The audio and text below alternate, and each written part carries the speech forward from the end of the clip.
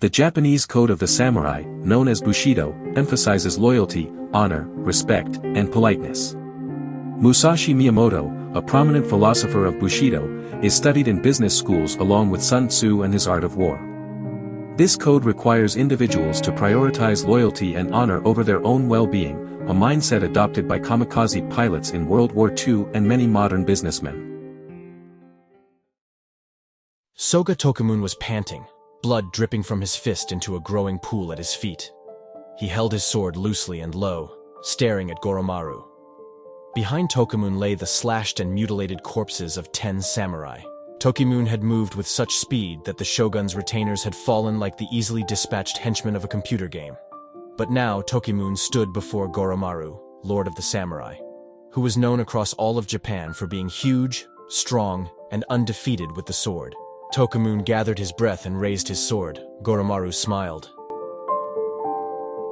The revenge of the Soga brothers is not a story about a fight between samurai. Tokumun was there to seek revenge for the murder of his father, while Goromaru was there to protect his liege lord. This was about honor and Bushido. In 1st century Japan, if you were concerned about your personal safety, you had to hire some guards, known as bushi. These samurai warriors were handy in a fight and nifty with a sword, as well as highly educated, genteel, and cultured.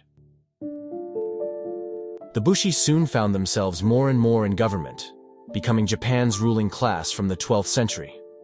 They developed strict codes of conduct and entry requirements, which eventually evolved into the samurai code known as Bushido.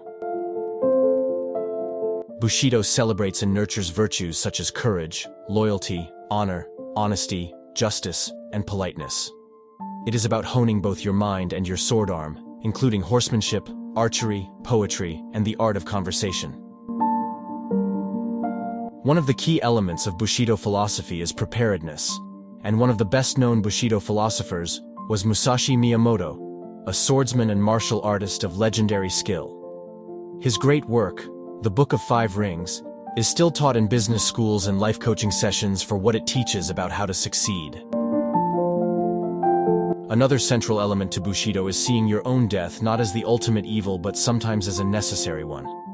Your life is of secondary importance to the key Bushido virtues, like honor, loyalty, and justice. This samurai mindset is so alien to those outside of Japan that it is difficult for many to understand the seeming fanaticism of the kamikaze pilots in the Second World War.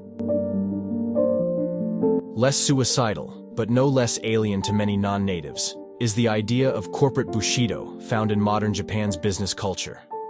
Japanese businessmen, usually men, will work themselves silly, expected to work long hours of unpaid overtime, and barely take any breaks.